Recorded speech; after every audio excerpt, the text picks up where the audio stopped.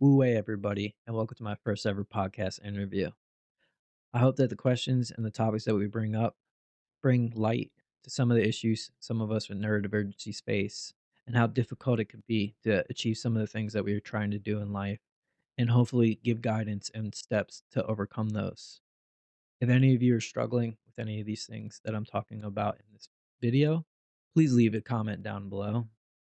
And if you're wanting to be an interview on my podcast, Fractals, starting next month, slide into my DMs on Instagram. I like to get to know you.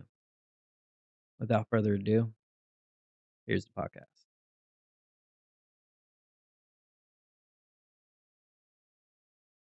So we're back on our 50 Tabs Open episode, and this time we have a special guest. He is from USA, and perhaps we can ask him if there would be 3 words to describe where he's currently right now, and maybe uh, something that's memorable about this place. So let's start with Nico Hartman. How are you, Nico? I'm doing all right. Where I am from, I was thinking about what you just said. I don't know. Are you talking metaphorically or actually physically where I'm at? I'm not one to say. So metaphorically or geographically, your answers are Geographically, I'm in accepted. Waco, Texas. Mm-hmm. But the way that you described it, you're talking about like describing it. Okay. So, like, I'm at the beach because there's Mm-hmm. a lake right there, there's a river right there. So, I'm out at outdoorsy. I'm Mm-hmm. at the next, I guess, Austin. It's Mm-hmm. Austin Light. So, Austin's blowing up. Most people know what's going on in Austin. Most people don't know what's going on in Waco. Me, Waco's like I don't Austin know Mini, too. like it's blowing up. I don't know Right? So, too. like, that's why I'm here. Like, since I got here, I've been getting into acting, I've been getting into singing and all the artistic stuff that I've always wanted to do my whole life that Mm-hmm. I thought I'd have to go to Austin for, I'm doing here. So, Wow. like, where I am, I'm in the thriving part of my life. Oh, I love those words, thriving part. So I feel like this is a creative space where your singing and your acting thrives where you're located right now. There's a place in New Zealand that actually kind of like similar to what you're talking about, and it's Wellington. And in Wellington, New Zealand, people are out doing arts and graffiti in the city, taking photography, music, and mixing dubs. And I think that's another part that you are currently right now. So when you say you're thriving, how does it feel when you say that you are on your thriving state or moment in your life? It feels unimaginable, actually. Like, I never thought I'd be in the positions that I'm in now, and Mm-hmm. they're just it's kinda like it's like life is unfolding for me. Mm. Like, as a Taoist, I Mm-hmm. practice Wu Wei and everything, so, like, I just move and flow with life, and it's like, I just randomly went into an event for filmmakers, and then, like, within 3 days, I was on a film set. Wow. I never in my life would believe I would be there, you know, I thought Mhm. I'd have to go to, like, LA or, like, Miami or something, whatever, but to be in Waco, Texas, and to do these things, right? It's amazing. So, it's allowing me my whole life, I've been told what to do. You gotta be this way, dress this Yeah. way, walk this way, talk this way, this and that, the other thing. So, it's allowing me the freedom to go express and figure out who I am. Wow. Like, That's that's the beautiful. journey I'm in right now. That's beautiful. So, Nico Hartman in Waco, Texas, next to Austin. Are you there because of your choice, or are you there because of circumstances? Is it destiny, or is it not destiny? I don't know, like, I believe so much in the power of the individual. So, like, Mm, destiny's a challenging thing for me because I almost feel like you write your own story. Like, the right. I almost feel like life is a self-guiding course, Mm, and if you go a little bit off straight, it will do something to knock you on right. course. Like, I feel like that has happened so much in my life. I was not planning on being in Waco Right. You said by it. any means. I was headed to Austin, right? I recently went through, like, a divorce, my whole life just reset and everything. I was in Dallas, and I was Mm, trying to figure out where I wanted to go next in life. And I'm like, Mm. "Well, I really wanna explore creativity because I was a streamer and a YouTuber at the time. Mm.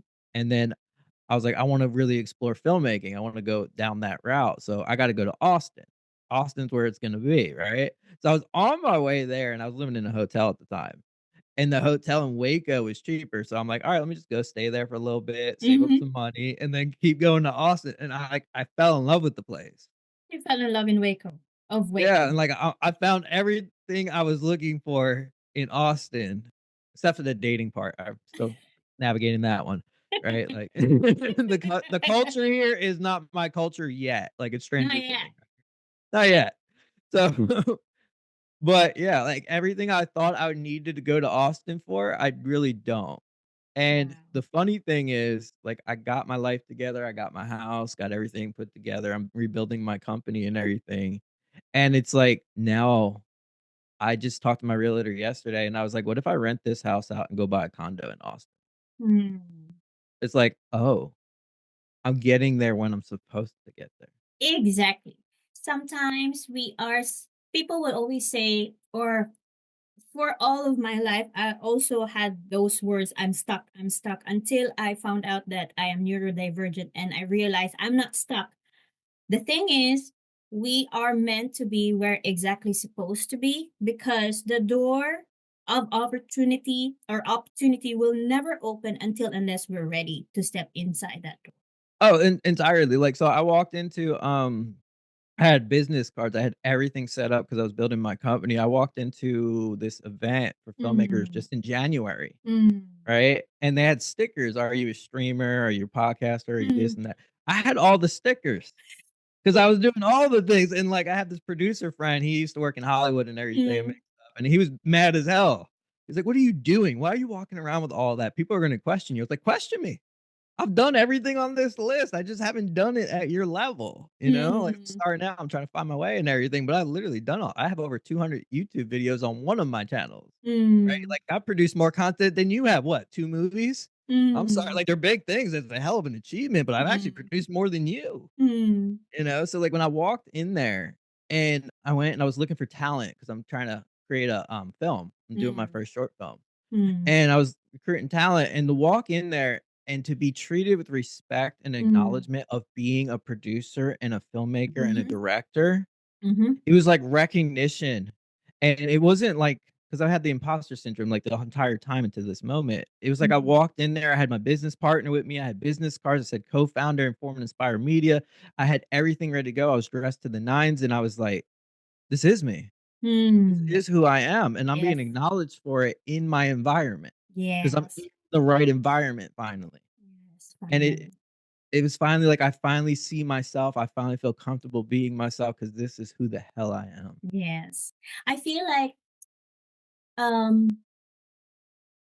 we come to a moment in our life where before we would never ever imagine that we can handle multiple roles. But then as you speak to me right now and you tell me about how you see yourself and how you speak about yourself, like, yes, I am a producer and I do a lot of things. You're basically a titan.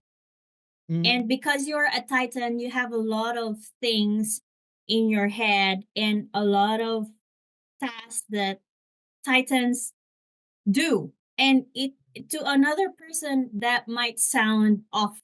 Like, what are you doing? Like, dude, why are you doing this? And then you tell them, ask me, because I have proven myself and the confidence that I have with my identity is real, it's true, it's authentic. And I Yeah, like, feel I feel like like you're at the next stage.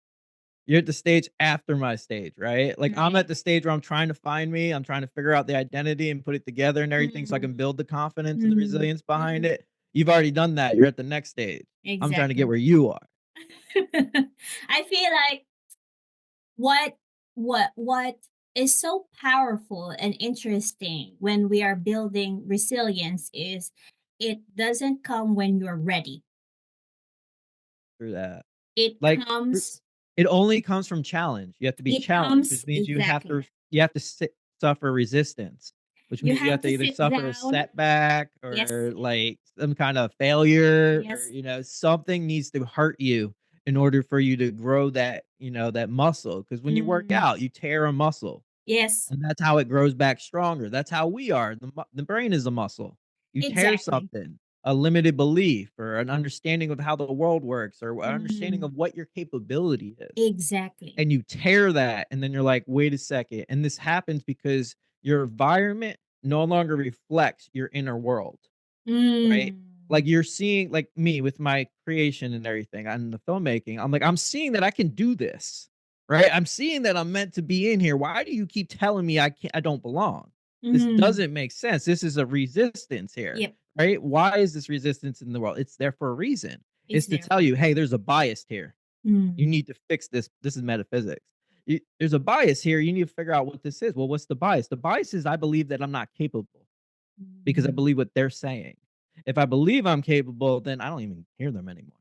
Do you feel like as a visionary, because I feel like you have a gift to visualize yourself and see yourself in the future. Yeah, you're preparing yourself right now at present time because there's no question 100% you're going to be there.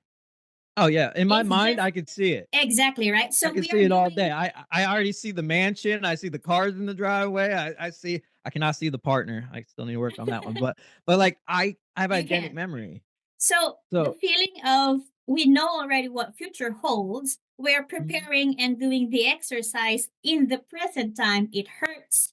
There's a lot of resistance, there are a lot of setbacks, but that is important for us to build our future self. And our yes. future self will think that for us. What I wanted to ask is as a having a gift of vision and having that gift of managing multiple titanic roles, like I'm going to Mhm. say it, you're a titan. You can Thank do a you. lot of I've things. never heard that. And being a titan is not easy because No. you feel a lot, you think a lot, you work a lot, and to be able to find that partner, I think that's the reason why you can't see your partner or your helpmeet right now, your helper right now.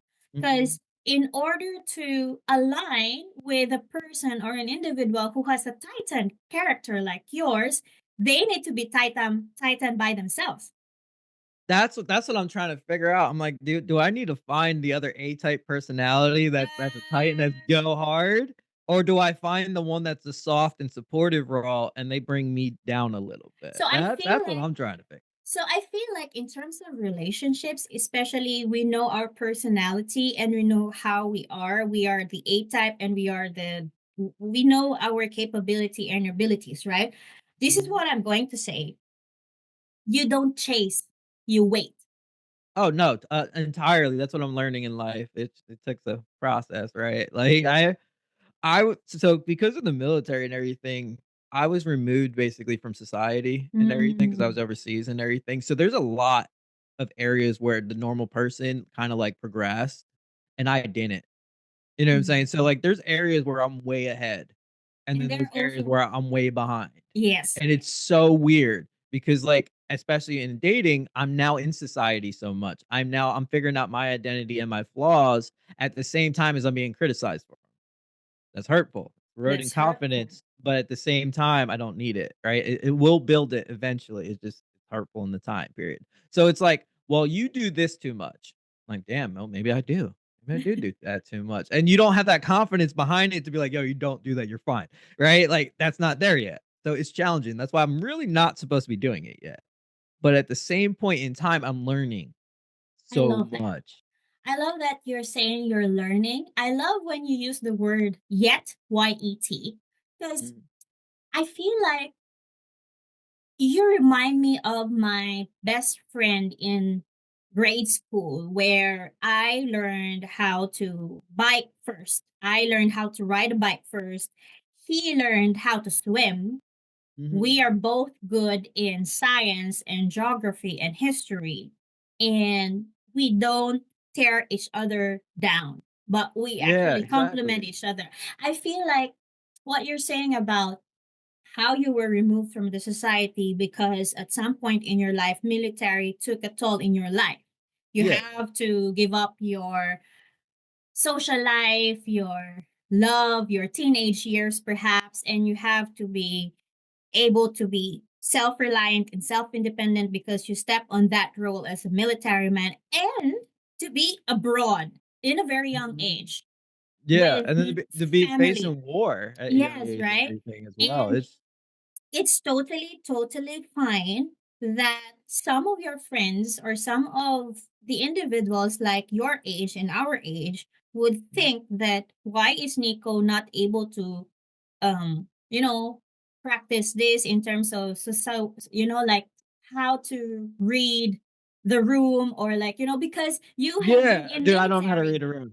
It You're it's it's messing with me. Yeah, and Like, you my don't even. communication skills, my social dynamics, they're totally not there, and I'm autistic, so I have a necessary like, a disadvantage from the beginning. Like, I Yeah. had one girl, she was like, "You didn't make any eye contact." I was like, "What part of I have autism did you not understand? Like, did you not dive into me? I know so much about you. I know your family's history." Like, obviously, you didn't care. Okay, that's how you find out people don't care about you, Yeah. everybody. So being an autistic, being a neurodivergent, we are always working against the waves. And yet we don't only float in the ocean of neurotypical environment or an environment that is not neurodivergent friendly. We don't only learn how to float. We actually at some point in our lives learn how to swim and swim going to the shore You wanna know the because answer? yes. So in Taoism, right, there's a saying. Obviously, Wu Wei is like the whole thing behind it, which is Mm. flow anyway. But be like water. So what you Mm. just described is like we're trying to go against the waves and this and that and the other thing and the ocean strategy. And what you described afterward was the fact that we are water. We are water. Bruce Lee So has like said it that. shouldn't be hard to be like water when you are water. Yes. What you have to do is remove the resistance Yes. that's against you being like water. What is Yes. resistance? Like the society's expectations. You gotta wake up at a time. No, I don't. Well, then you Mm. won't have that job. This is the part that's hard for people because I say these things a lot and they think it's easy. Well, then I can't have that job. Well, you might not have a job for a minute until you find the job that's right for you. That's A right lot for of you. people are not willing to make that sacrifice, and I totally feel them. That's what Mm. they don't understand. That it's like I feel you. It's hard to make I sacrificed like half of my life to get where I am.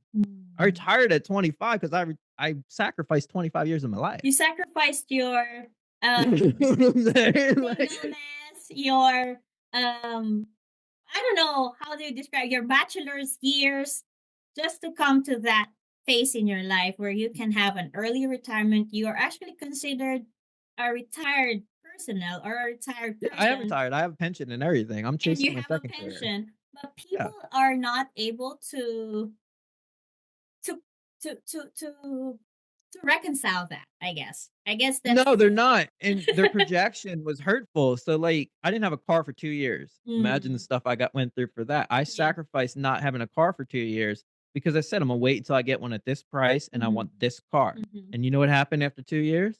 The car I wanted at the price I wanted appeared as an ad Mm. just randomly on my phone. I said, "Bet, let's go." You know what I'm saying? But for 2 years, they're like, "Oh my god, you don't have a car? Oh my god." Mm-hmm. Like, in 2 years, guess what? Nobody'll have a car. We have Mm. robo taxis coming. They're on the way. Mm. They're already coming in Austin in like 6 months, Mm. right? So, like, nobody's gonna own I'm just ahead of my time. That's I what I think keep getting told so many times, and it's like, well, that's hard because people judge you when you're ahead of your time because 'cause you're not with them, they want you to assimilate. I think that's the reason why we don't make sense. The way we talk, the way we speak, the way we act on things, we don't make sense to the environment and to the society where we're living right now because we are number one, a visionary. Number two, we are water, where we don't resist, but we adapt and We we flow. embrace the Mhm. flow. The number three that I wanted to ask is, do you think, if I'm going to ask you, if you can go back in time, would there be anything in your life, Nico Hartman, that you will change? Say, for Not a example, damn going thing. early on military, having divorce, Mhm. losing your company, losing billions of profits and sponsorships, would there be anything that you would change? Not a damn thing. Not a damn thing. Not a damn thing. I wouldn't be me, like, who what Buckets and Beats was, as I look at it on the wall, like, Mm. it started this. It got me to here, you know? Mm. It helped me to develop these skills in order to stream and do all these other things. It was a part of the journey. Yeah, like, Yes. I had a traumatic childhood. Yeah, I went to war and this and that, but all of it, like, it led to something. Like, I used to sit and reflect on my military career, right? There's Mm. some things that it's challenging to think about, you know, that Mm. you did or whatever, and this is a problem a lot of veterans face, right? And they're like, "Why did I do this and that?" And then you think about it and you're like, "Okay, Nico, like, you never wanted to join the military, you were always against it, right? This is just Mm. not who you were," which is why it's challenging for me. Yes. Right? So and it's like, "Okay, well, Nico, if you had a choice, what would you have done?" Well, I would've went to other countries. I would've went and did humanitarian. Like, to this day, I wanna go build a school in, like, Uganda and stuff, right? And you need billions of dollars, that's why I want the money, right? So I would've went to other countries, I would've helped out humanitarian stuff and this and that. Like, "Okay, well, Nico, what the hell did you do in the military?" Well, I went to other countries, I was a local National Guard, I provided jobs for them, I provided security for them. You provided. You did the same damn thing, just not in the way you would kind of expected it. Yes. Yes, Nico. Yes. That's what you have to understand about it, and when Yes. you understand it, it's like I watched Peter Crone. Do you know who Peter Crone is? No, can you tell us more He's about Peter Crone? amazing, and he was talking about I was studying metaphysics and spirituality and everything, and it was talking about how the soul has already lived multiple lives, and Mhm. it puts you down into this environment so it can learn the lessons it needs for the next one, right? And Right. if you I think love that. about that, you think about the people that are in your life that you can't stand, that may have hurt you for this and that, the Mm. other thing. What lesson did you learn from it? Yes. Right? And I thought about it, and the man was talking about his father, and I actually broke down in tears listening to it. And he's like, "So you should thank your father for being that hard person and doing this and that, because it taught you how to be resilient and how to do this and that." And I called my dad and I said, "Thank you." Mm, that's so beautiful. That's so inspiring. Nico, I wanted to share and add on onto that. I feel like when you say about our soul is meant to go through obstacles in life or seasons and transitions in life so that is I think it's part of our growth. Mhm, I think love, joy, and peace, those three characters that we develop over time. mhm.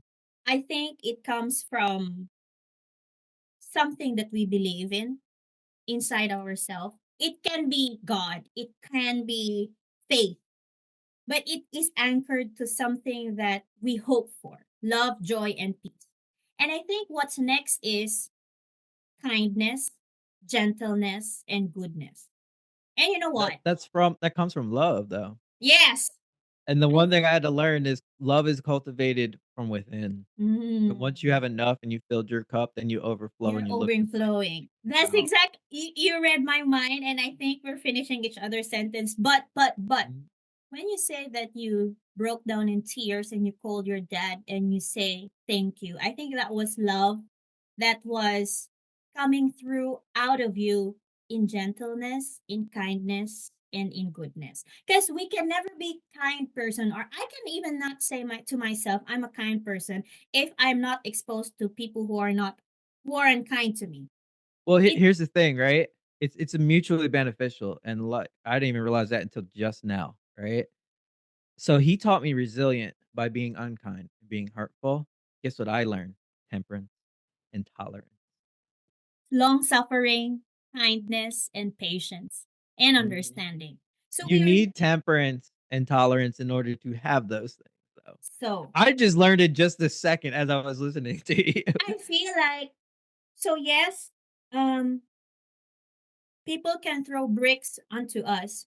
We might have misdemeanor in our lives, but maybe those misdemeanors or misfortunes are meant to be there so that we Mhm. would understand what Nico or what Rhalyn is capable of. I feel like I'm capable to speak to a person who is unkind to me because I was taught and I was exposed to this and it developed because I had tolerance and have temperance. But Yeah, if I always those are get things what I I need to want, work on. but, like but, like, at least I know what they are now. I can And, see them, you and know what I'm saying? I feel like tolerance and temperance, I think the barometer is time. You can't learn it overnight. Oh, yeah, like, it's well, first thing is self-awareness, right? Mm. Becoming aware, I just became aware of that in that moment. So now that I'm aware of it, okay, now let me focus on it, maybe learn some things about it, let me see something, practice it, and in Practice time, I it. will learn it. Yeah. Practice it over and over again. Like, My, when I realized I was suppressing so many of my emotions, right? mhm, Which if you suppress the negative ones, you don't feel the good ones either, right? So that was the hard part I had to realize, right? So when anger came back, I didn't know what to mm. do with that thing, Oh right? dear. Then I bought a punching bag. I'm like, "Oh, like, this is necessary," and I realized why, because it came back because it was forced, right? I was getting taken advantage of, like, a lot, right? Because Mm, I'm working for free, I'm working for the knowledge and experience, I don't care about the mm, money, right? So, I'm working and people are taking advantage because they see this person's get willing to work for free or whatever. mm. Well, they projected on me, a bunch of things happened, and I was like, "I'm getting mad, I'm getting, um, They're angry stepping about on my this. I'm getting boundaries. frustrated," right? And I got a feelings wheel for this, and I'm getting frustrated, and I was like, "Dude, you're not gonna do this anymore. I'm not gonna take this anymore. We're gonna set this up. I want a contract. We're gonna do this, this, this, and this." Why did that happen? To teach you that because you need your anger in order to be assertive. Yep. It's not aggressive, it's assertive, and it is a balance that I'm trying to figure out. I've gone into business meetings with aggressive instead of assertive, and I'm like, "Oops."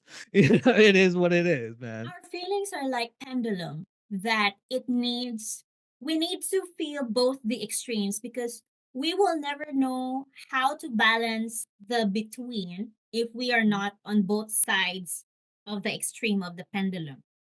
Exactly, and nobody wants like so with you being in Europe, I've lived in Germany for a little bit, but in Western society, everything's pharmaceuticals.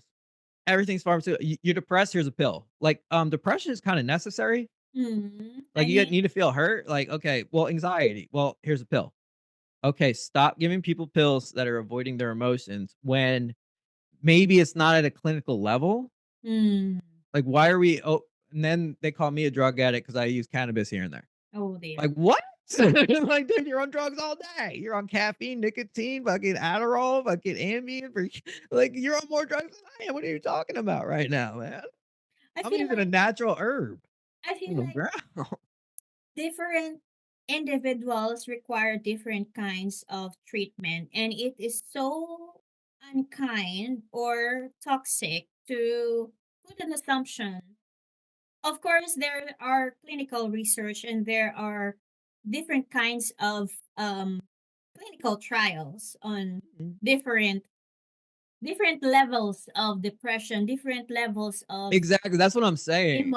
Nobody emotional. they're generalizing it, right? Yeah, They're not seeing how it's affecting the person, and the person's not understanding. They don't understand what the hell do, anxiety is and do you depression. know They haven't why? read the DSM-5 manual. I feel like I feel like they're I feel like because at the end of I this is what I'm thinking and this is what has been I have been observing over the pattern and the behavior of the society is because number one, the system is not neurodivergent friendly. We just realized a Not yet, label, not yet, yet. And yet. so We're supposed to build it. That's why we're visionaries. That's why we were created. exactly. We're supposed to So build it. I learned that one. That's how I got over being neurodivergent. I thought it exactly. was a detriment. I was mad at society. I'm Nope. like, "Why are you treating me?" Nope. I'm like, "Oh, I'm supposed to build it." And You're then I'm like, "How supposed many to people seven. hated Henry Ford? How many people hate Elon Musk?" That's a There's a visionary. lot of people that are being hated, but even before way back then, Vincent Mhm. van Gogh, Mozart, Tchaikovsky, They were all Joplin. hated. Most of them are alcoholics. I'm not gonna say that Edgar Allan Poe. That's what I was just about to say. Edgar Allan Poe was a huge alcoholic, man. I feel like Vincent Van Gogh was crazy as hell. He cut his ear off. Vincent van Gogh died with the I believe he has this Einstein, I think, was like bipolar or something. He was schizo as hell. he He was probably this saw the numbers in his head somewhere or whatever. Like, exactly. Einstein was but here's the other thing. Like, so like Christian religion and Catholic and mm, everything, you have the idea of prophets and oh scribes, yes. Okay. right? So there's your writers and there's your visionaries right there. That's what I'm saying. Like religion, I feel like just tells everything the same story, just through different lenses. Oh yeah. Like That's if what I entirely believe. I feel like all of our religion, it comes from one main religion. And Mhm, what's the most beautiful thing, most beautiful conversation I've ever had? It's mhm. not on the conversation with my fellow Bible believers or Christians or Jesus followers. The most beautiful conversation that I enjoy and I find inspiring Mhm. are those that of from my friends who are Muslim, who Yeah, practices Islam, who practices Buddhism, who practices Taoism, who yeah. practices even I think I have not spoke I have spoken Well, like, to. Buddhism is all inclusive, that's what I love about it. Like, you can believe in God, you can not believe in God, you can do this because like, there should not be a strict rule to it. It's a belief, it's whatever you believe, I'm man. not You saying believe what that. you want. Yeah, Yeah. exactly. What I'm feeling is to be able to have a proper healthy conversation with these individuals who practices different faith, who practices different Exactly, like, we're religion. not meant to be the same. We're Exactly. meant to be different, you know? Makes me realize that, oh, I'm learning something from them. And Exactly. because I'm learning something from them, I'm not only seeing the differences, I am also seeing the similarities. Duality. The Do part you that feel that? that's the yin and the yang. I always have that feeling. I have this friend, I think the first guest speaker. Mhm. So she I was, listened to that one, I was amazed, I wanna meet her. she's a She's doing the beautiful things I soul. wanna do in life, the life coaching side of everything I wanna do. She's the most beautiful soul, and I have seen her transition from Mhm. being lost and like, is there something in me? Is there something in me? And now to That's where I be was a able, year ago. that was a couple of years back when we are still Mhm, working in the same company. And from that time, when we are mhm. still getting to know each other over our our break under a tree, we were already different in a way that she's walking a different path and I'm also walking in a different path, but we recognize that we are on the same trail. Do you get what So I'm do you saying? know do you know when I heard it on the podcast, do you I was thinking of, trying to remember his name, the 2 paths, The Path Not Taken. Yes. I'm trying to think of who wrote the poem. I have to figure it out. It's on. I remember that, and I'm The having Path Not the path Taken or not whatever. taken. So At the end of the day, he sees 2 paths, one going left, one going one right. goes on right, and there's Yeah, no and right and there's no wrong, there's but no right and there's no wrong. It doesn't matter which path you take as long they and both lead to the same place, and I was thinking about, like, under the tree, 2 flowers met. Like, you watched this flower blossom as you were explaining it, and I could and see the visualization, the creativity right and there. we're not even competing with one another. We are just complimenting one another, like, oh, what a beautiful dandelion you are. And I'm like, yeah, what a beautiful dandelion you 'Cause are. they're Like, not in there is no competition. There there was no literally isn't. competition. Like, we're all just trying to do our own things and be the great at our own lives and this and that, whatever. Exactly. We're not I, worried about you over there, "Oh, I'm sorry if I no, stepped over you. Can we no, have a conversation about it no, and make sure there's line for us?" You know what I'm exactly. saying? I feel And like it might be your company needs to die. You know what I'm saying? Like, your company's not doing well. You're still a good person. Your company is not a representation of yourself. it doesn't define your whole being. That's what I wanted to say. Go yeah, everything in this world has cycles. That's what I learned. Exactly. Everything is cyclical. It's all circles. Yeah, it's not so we think that it's a linear, but Mhm. actually it's a cycle. And so It's cycles. I think what the society is grappling to understand right now with all the new terms, finding out that their family members, their loved ones are neurodivergent, has an character or symptoms, or are showing autism or ADHD. This is what I've noticed Mhm. based on the current situation. The family members who, number one, notices that their family members or loved ones are neurodivergent, they blame themselves. I feel like it's our it's our mistake, it's our fault. We contributed on this. That's why Rhalyn is neurodivergent. That's number one that I've seen, which is false. It's not true. Number two is Do you actually know that statistic indicator for whether or not a child would have ADHD is how much emotional restraint the parent has? yes, and number two That's the that only way I would. Oh. feet on you with that one, but it doesn't matter. It doesn't matter, right? For It me, doesn't matter. We're not kids anymore. We're for me adults that now. I'm It's leaving time to move past it. Accept it, accept responsibility, blame and or whatever, ask and for move how can on. I help you? How can we help Exactly. you? Because probably Exactly. Like, my parents knew I was ADHD at 5. They didn't know the autism part. I didn't know the autism part. You wanna know how I learned the autism part? did how did you It's learn? crazy. Elon Musk. Oh. I said, "How does Elon Musk run 4 companies?" And I'm like, "I run 4 companies right now. What am I doing? Mm. Why are we alike? Why is there a similarity here?" This is you see your environment, you see the similarities, and that's how you learn, right? So, I'm like, "Why?" And then he's like, "I'm the first person with high functioning Asperger's to get to host Saturday Night Live." It's just random. I saw him on Saturday Night Live, and he was like, "Wait, what?" And then I looked up autism. I was like, wait, because I went to a special school for a period of my life, and I met so many people that had special needs. I never learned it was so I could help them. But with all these people with special needs and everything, I always saw the ones that were not functioning, Mm. right? I never thought there was a version where you could function. Yep, Why? Because I didn't have the knowledge and experience. We didn't have Google you back then. We didn't. had encyclopedias and libraries. Nobody went to them. So And like, nobody told us, nobody is open enough. Nobody no, invested on us to nobody just cared. sit down. Nobody cared because you know That's what I'm what? saying, like, I talk to my brother now, my brother has 2 kids, one of them's ADHD, and I'm trying to help him with her and explain everything 'cause he's like, "You gotta meet my kid. You gotta meet my kid. She's just like you. She's just." It's so crazy, and he even said, he's like, "How do you have a child that has neurodivergency and you don't even learn something about it? Oh dear. Like, you don't even care, you don't even do something." I was like, "They didn't, bro. I had to learn. You I am had the parent. I am the parent raising the child right now. I'm actually raising my parents right now, which is weird. And I then when I'm done with that, hopefully I can have my own kid and raise that kid. I think Or that not, I'll just raise society. Fuck it. I think Like, I think that's why we so I believe it's a I don't believe that it's a curse. I think more than anything it is a blessing it's a because blessing, this being a neurodivergent gives but it us has the its challenges. yeah gave us the capability and the power to be able to parent our parents Mhm. and then to parent our future children. And Yeah, that is I'm probably gonna be amazing once I get to the child part and that is after dealing with my exhausting. mother. It's not easy to be able to have this kind of character. More than anything, right now, I don't mask anymore. I don't pretend. Um, I'm at the end of that.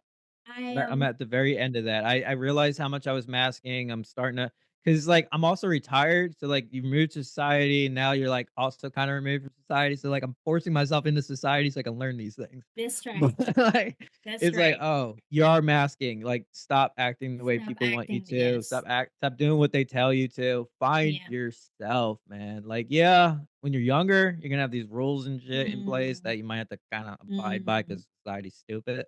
But Oh once you, like, dear. hit I'm not gonna 18, go comment on find that. yourself, man.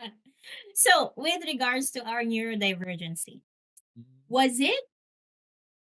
How do you if you can remember your military years before and then I'm going to connect it to your current Okay, career in you're good. profession as a content creator, as a producer, and as a filmmaker.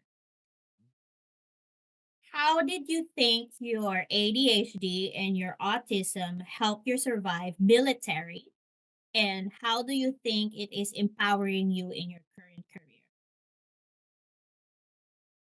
So, the military was, like, two-sided, right? So, when I was downrange, I hate to admit this, don't know another way to say it, but, I was an effective weapon, Mm, okay? And then when I came back stateside and, like, lived on base and, like, normal life and everything, I was a mess. mm, I couldn't do the dress right dress, perfect uniform, this and that. I mm, couldn't, like, the structure, I'd be at odds, and then eventually I got the, anxiety and the, insomnia, mm, which I think I've had my whole life, I don't know. But, so it made me good in some areas, it made me challenged in the others. mm, It really the structure and everything, it just wasn't me. I'm a mm, very flexible person. Like, I was mm, like, I will work the 90-hour weeks. I'm a mm, hard worker. I don't know why. mm. It's just natural way that I'm designed. I'm trying to fight it a little bit and relax more, but, I not in this period of life. Um, so, yeah, it's just I just want a house and a dog. Like, leave me alone. At the end of the day, give me my space, and I never could get that. right? So that's Mhm. why it was a challenge for me, and I wanted a relationship, I couldn't have one, all kinds of stuff. So, like, it was a challenge for me, but when it came to my work and it came to, like, being downrange, I was amazing. I can Mhm. shoot like crazy, all kinds of because my focus and my snapping attention and everything, I'm an effective leader, I'm a horrible follower. That That's is at the end of that's the day. I'm an I effective think leader, I'm a horrible follower. because your ADHD and your autism was being in a challenging environment that you actually were masking and pretending during those military years when you say that you are a terrible follower. And I think the hardest part to be number one away in a place in Asia where war is like a daily everyday thing. Number two, um, being in another country which is not your own country, being in Europe, and then still on the land. Um, I But think very being different. able to learn the customs, the culture, being able to adapt to the language, being able to adapt to the people, being able to understand them Yeah, and listen to them, like, living in a third world country, Afghanistan changed my life, I think absolutely changed my fucking life. Being able to see somebody with nothing but rags for mm, clothing, like, who knows when they ate last, right?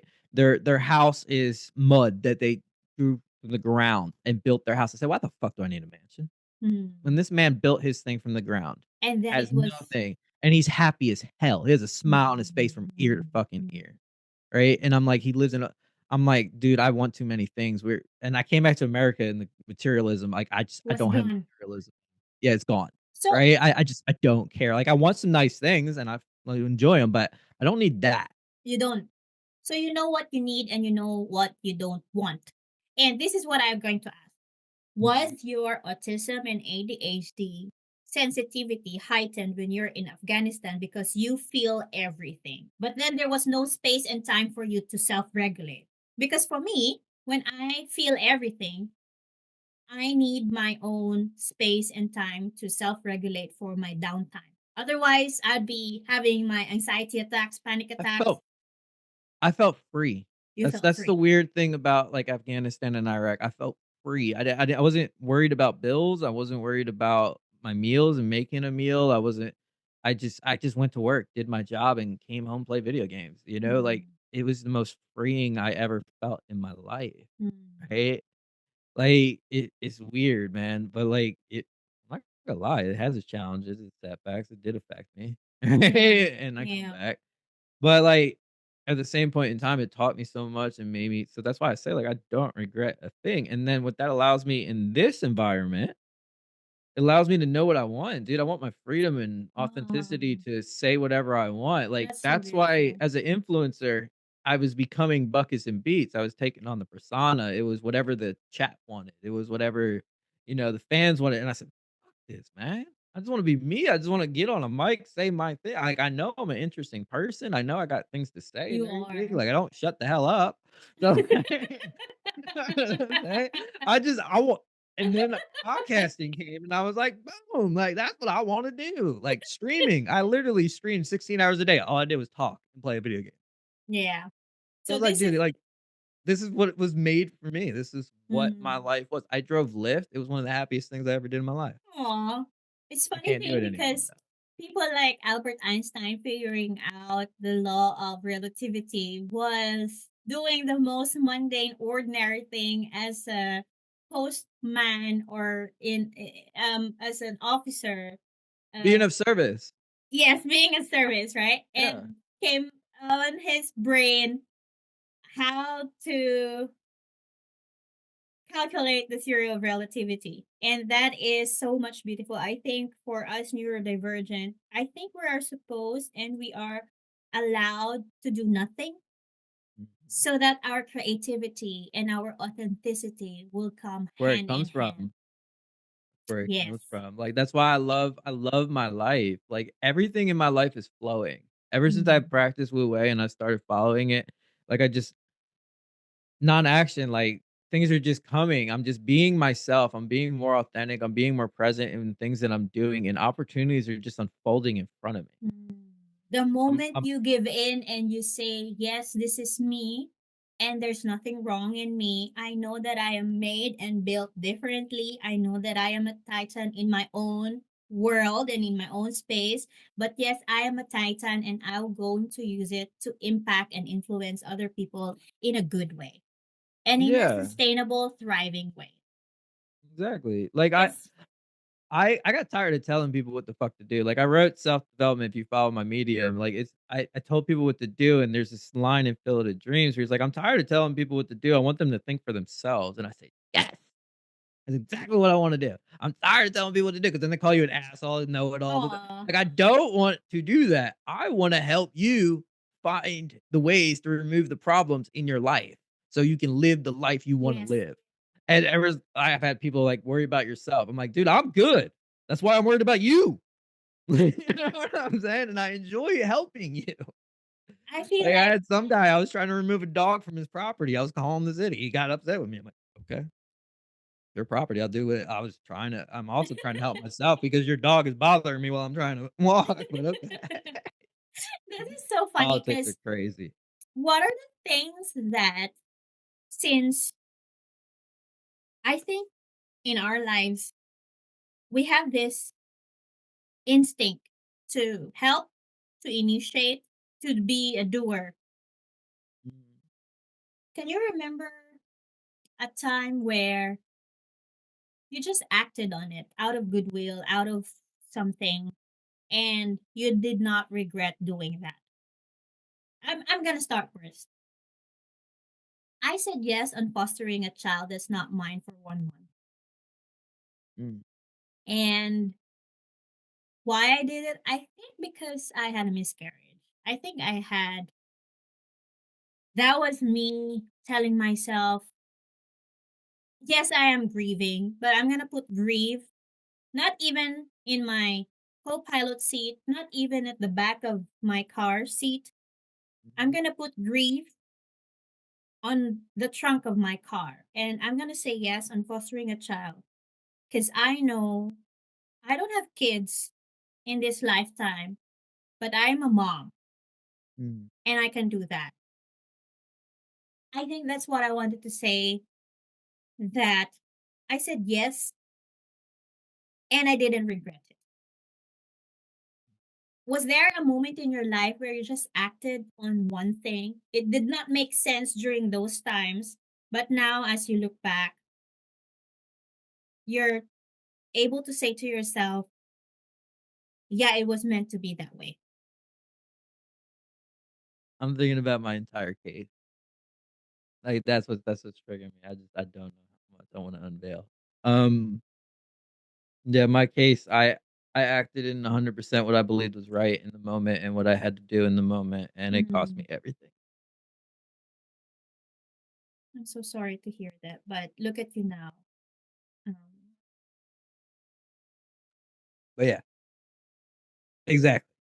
Right. It's it's challenging, right? Because the it media hurts. says what they said. This says whatever they said, right? I had to change my name. I had to do so many things. But it's like I don't regret what I did.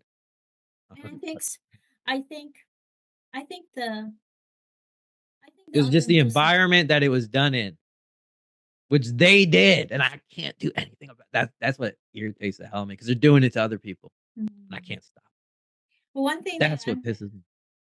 I'm hearing from you, it has, it's more than the autism, it's more than the neurodivergent, it's more than the whatever I want to describe. I think, Nico, what I'm coming to terms right now, as I'm Mhm. learning from you, we do things because somebody has to stop it, and even if it hurts, we have to do it. Mhm. May it be me that I will be the bullet, I will be the target person. It's okay. I'm gonna be broken one too many pieces. I'll have to start my life one too Yeah, many like times again. like WAG. I've been trying to get politics going because I have some things I need to handle and I need some politics to do it. Um, and I built WAG because I saw in Waco there were so many stray dogs, and I foster this one dog, and she constantly being approached by other dogs. She can't Mhm. get her social to where she can actually talk to a friendly dog, right? And I built this organization to help these dogs, and the person I put in place was taking all of my advice and all my Mm. information from my bachelor's, then eventually master's in business, and I really wasn't getting the credit for it, right? And I Mm. didn't understand what was going on. I didn't understand the 48 Laws of Power at the time.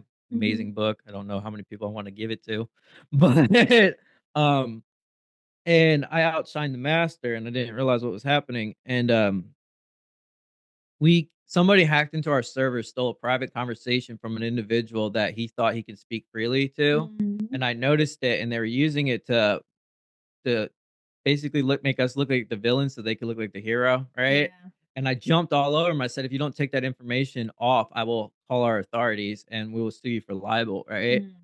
And they didn't like that, right? And they came back, and I talked to everybody. I took screenshots that said, "I'm about to act in this way. Your CEO doesn't have a backbone. He's not gonna stand up, and if they do this to us, they will decimate our audience, and this organization will not exist Mm. tomorrow. This is gonna get me fired. I built this company, but this company will not exist tomorrow if I don't take this action. Mm. Do well with it." I took the action. I went against them. I shut them down. They shut down the entire Facebook post. The mayor of the city brought my CEO in, cussed him the hell out, and he walked up and I said, "I think we should part as friends." I said, "You know what? I guess we should." Mm. Not a single person stood up for me. In that moment, I said, "Fuck it. Bye." You know what I'm saying? Y'all left me on my own. I defended this organ. And then the next day, they held a coup and they wanted me Mhm. to be the CEO of the company. I said, "I can't do that to my friend." They wanted You me to see, take over as CEO. I said, "I can't do that to my friend. I this don't is care that he sucks and this and that." And his organization is doing well now, I feel because of the action I took. But like it was the thing I had to do at that moment. mm, I feel like what I wanted to say is it's not easy for us to speak up, even our voice shakes. But when we Mhm. do it, we show the society, and we don't do it just because we want validation or affirmation that we are a good person, but we do it because we know somebody has to do it, that it Yeah, can like be done. I went to the animal welfare board. I stood up to them and I made a speech. I listened to them for 4 board meetings and I listened to them and they people kept going, "My dog's being attacked, this and that happening," and they didn't do shit about it. So like Mm. I wrote a speech and I stood up and I said this, that, the other thing, and like they hated me. They fucking bashed the hell out of me. But I had 4 people walk up and shake my head to say thank you. Finally, somebody stood up and I said, "You know what?" That's when I was learning assertion. And I was like, I have to stop giving a shit about the people in front of me attacking me and give a shit about the people that are behind me standing up. And there's this Mary Willison quote that I live my life by, what our deepest fear is. By us shining our light, we give other Mm. people unconsciously the desire to do the same. I think what Somebody's got to do it. what you reminded me is actually Theodore Roosevelt's The Man in the Arena. It's Oh, not what is that? It sounds familiar. it's not the critic who counts, but it is actually the man inside the arena who is marred, who is bruised. But when he dares daringly. And if he's going to fail, he's gonna fail daringly. If he's going to win, he's going to win daringly. But at least he is inside the arena and he's just not a weight watcher outside. I'll Yeah, give you that sounds like the plot to Gladiator, it's which probably is. They probably took it from that quote. it's Like, Theodore want that. That Roosevelt's. sounds beautiful. Because in metaphysics, they talk about the agent and arena Mm, relationship, and I think it also has a lot to do with, like, if you think about water being sold, mm, and no matter where it's being sold, it's at a different price. Like, on an airline, it's like $2 and something, mm-hmm. and a gas station, it's like a dollar something. At your table, they give it away for you for free, right? It's the same product, just in a better environment. So, it's the same thing with us. Like, we think that we're not enough, we're probably just in the wrong fucking environment. I think I think what I'm seeing from this man inside the arena and your situation or your moment where you have to step up and be the voice and also declining the request of the whole team to be the CEO because you chose your friend and you can't do that. This is what Theodore Roosevelt, and he talks about authenticity and vulnerability. It says here, it is not the critic who counts, not the man who points out how the strong man stumbles or where the doer of deeds could have done them better. The credit belongs to the man who is actually in the arena, whose face is marred by dust and sweat and blood, who strives valiantly, who errs, who comes short again and again, who spends himself in a worthy cause, like you, who at the best knows in the end the triumph of high achievement, and who at the worst, if he fails, at least fails while daring greatly, so that his place shall never be with those cold and timid souls who neither know victory nor defeat. Yeah, I feel like that sums up my life. That's exactly what the sound of your life Oh is. my god, You're I the never heard man it in that the way. arena. And I feel I want to commend you on this, that whatever you are going through right now, whatever you have gone through in the past, and whatever you're going to step in the future, you're just going to be the man in the arena. You're going to do great things with vulnerability, with showing up with your authenticity, with being strong, standing firm on your principles and values. And that will be remembered. Maybe not Yeah, your name, I just but I don't care. I don't care about that. I care about, like, the fact that me doing it makes other people do the same. yes. That's all I'm trying to do. I'm trying because there's so many people, like, a lot of people would look at me where I am right now, and nobody knows that, like, I started off as a broke ass kid in Philly. You know, I've been abused, I've had all this shit. It I want them to know that you can come from anything. Like, I faced a life sentence 5 years ago, I beat it. I'm Mm, here. I'm mm, building a life. mm, You know, that life ended. This life's beginning. Right? Like, no matter what you are going through, like, I literally there was no bond on the table. I was fighting mm, life for something I didn't do. I was like, "I will not stop." mm, I redesigned the entire jail to keep me mm, busy, right? Like, I was running a company inside of a jail, right? This is just what I do, it's how I'm wired. But it got me out because I wasn't gonna fucking stop. Now, I wanna build myself big enough that I can stop them from ever doing it to anybody else. yeah, That is my that's aim so because what happened to me should never happen to anybody in this that's so fucking beautiful. But this is what I'm going to ask you before we world. end this Mhm. conversation. Uh, Thank you for sharing your story, mhm.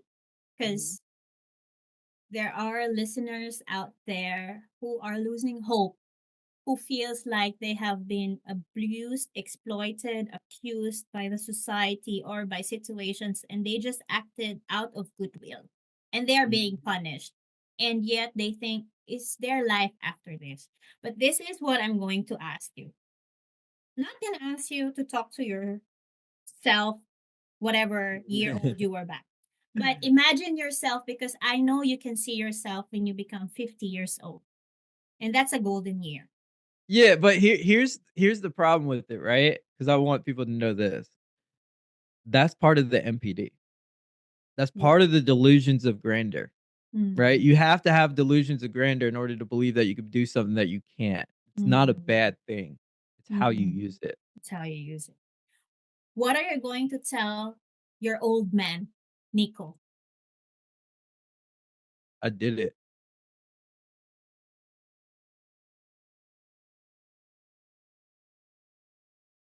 Like, I'm the reason why you are where you are today. I did it. And you don't 'Cause regret right now it fucking sucks. I'm not gonna lie. Like, there's so many things I'm sacrificing, there's so much hardship I'm going through. But I know that in 10 years where I'm gonna be, because I know what I did with buckets of beats. it. I know Mm. what I just did with WAG in 6 months. I know what I'm gonna do with Inform and Inspire. I know what it already is. Is You it? know what I'm saying? I know what I'm capable of now. Now it's just get out of my way. So you're going to say it to the old man who's 50 years old right now. Here Mhm. I am. I did it. I did it. I did it. Like, I'm doing now what gets him where he is. Mm. Mm. So You know what I'm saying? whatever, everything that has happened to you in the past, you wouldn't change a thing. I Because wouldn't change it. I have no regrets in you life. have no regrets. I wanted to say that you don't want, and and you remind me of Theodore Roosevelt's Man in the Arena. That's number one. Number two, how you see yourself and obstacles in your life as a water, that you see yourself as an identity, some related similar to water. Identity is fluid. That's the flowing biggest and thing. It's fluid. not permanent. There's not, "I am this one person." No, you are a Exactly. ever evolving and growing person. Like, you change and you mold and you develop. And As long you as you're better tomorrow than you were yesterday, you achieve exactly. growth. Exactly. This is so beautiful because I am learning a lot from how you are able to say those words in a way that does not come out as an intimidating phrases. But if, of course, Mhm. because we are neurodivergent, people would see or hear and listen to us like, that sounds intimidating. No, we are just I'm trying to saying take, it. like, 15 years worth of, like, life coaching knowledge and everything and break it down into a way that's easily, which I think YouTube does, which why I love YouTube. It Yes, takes all this knowledge and it breaks it down into an educational, entertainment yes. type of format, right? Like, I learned that I talk over people and I'm trying not, or above people, like, at a level, because, I mean, I do technically have, like, multiple PhDs if you look at it. Right? So, like, I am advanced at it, but I wanna actually have conversation, This right, is with more beautiful. people. This So, is I want beautiful. it to relate to the younger audience, the lower people, whatever, because I want them to get here, right? Like, I sat down around Christmas time, that's why I'm so thankful for the divorce, that it gave me the opportunity to be by myself and learn who I am, right? I was sitting there, it was a Yale graduate, a Harvard graduate, and 2 other Ivy School leagues, my cousin and my uncle, whatever, they're rich as hell. And I graduated from the University of Phoenix, right? And we were quoting the essence of free will in Mm. society, and they had no idea where I went to school. And I'm And on their level, and I was like, "I've been living way below my station for too much of my life. I If think I can have conversations with people in Ivy League schools about Ivy League topics, then I don't need to say that I'm this. you came I am from this. this or I you need to came that. find it." Yeah. Yeah, exactly. I It think like I part of, think learning who you are, your yeah. identity journey. Like, there used to be this time, I think my dad told me when I was a kid, that this guy went and got a sailboat and just found himself or whatever, right? But nobody gets a chance to do. If you're always in school, when have you got the chance to just figure out what you wanna know, what you're interested in? Everybody else is telling you what to be in. No, dude, take a break. Exactly. I feel like that's what we are getting from our conversation right now. The boldness and the courage to be curious and to explore culture, challenge ideas, learn concepts. It doesn't have to matter according to age, according to your geography. As long as you have a teachable character, you can do anything. And That's the as biggest thing. Be coachable. That's 100% the biggest thing, is be coachable. yeah. Cause like, I don't even know everything. I when I went and built, NHWW, the thing about it was I walked into a room, I was the dumbest person in the fucking room. Oh, don't say that. I think No, I it's loved it. I loved it. I've been in so many rooms where I'm the smartest person. When you're always the smartest person in the room, you're not learning you're anything. not learning because you're Exactly. learning. So these people all had PhDs, they were engineers and stuff. I learned some engineering stuff in AI that's like super advanced. And I'm just watching them how they move, and I'm like, I have no idea what the hell they're doing. And I loved it You because for love the the first time in my life, I have no idea what's exactly. happening. It's And the I'm like, it humbled the hell out of me too. It's like, oh exactly. my God. Like, and I felt honored to be in the same room as these people. I Yes, wanna right? continue to put myself in positions where I'm the dumbest person. When you are I the wanna person do who it. has no who had, don't know anything of that idea or industry or field. That's so beautiful. Yeah. Um, if we end this conversation, what Okay. would be the words of wisdom that you would share to the younger generations and to the older generation? Wu Wei.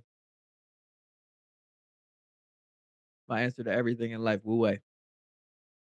Sorry, can you say it again? Wu Wei. Will Way. Wu Wei. WU-WEI is my phrase to everything in life. As long as you follow Wu Wei, Wu Wei. That's It means beautiful. it is Japanese for effortless action. Mm. Effortless action. So our action should not be as If you're trying too hard, it's not meant for it's you. not meant Be for like you. water. Be like Flow. water. Be like water. That's so beautiful. So if there is anybody who wants to connect with you, where will they find you? And what are the things that you are currently working on? So the best way to find me that I tell everybody is Google me, Nico Hartman. Nico Hartman. Yeah, And because your everything Instagram. pops up from there. So it simplifies everything. Yeah. And I learned SEO, so I'm like kind of the king of SEO. So like it It fuels me. goes up. Yeah, exactly. So what I'm working on right now is a lot. I'm trying to build my own podcast. I've been Mm-hmm. trying to do that for a year. I'm working on a short film, trying to get my Mm-hmm. four-way into film right now. I have a live event coming up, in like a month. We're doing like a Saturday Night Live kind of thing. I'm gonna see how that Wow. goes. And then, I'm trying to get Inform and Inspire Media off the ground and rebuild my life and get where I'm trying to go in life. That's a lot. That sounds a It lot. is But a for lot. me, I believe that you're a titan and be like water. And as you Be have like been water. living and thinking and speaking, you are a titan and you are living your life like you're flowing in the water. Thank you so much, Nico, for all Thank the you. wonderful things that you have shared, for sharing the most vulnerable part of your life, but also the most interesting and the most educational or inspiring for our listeners and for me. I learned a lot from you today. And for our listeners, I'll share with you more about Nico, and I hope that you support Nico as well. And that's it for today. Thank you so much for listening. Thank you so much, and see you on our next podcast. I hope you guys enjoyed that content. If you wanna see more content like this, let me know in the comments down below. And as always, remember, Wu Wei.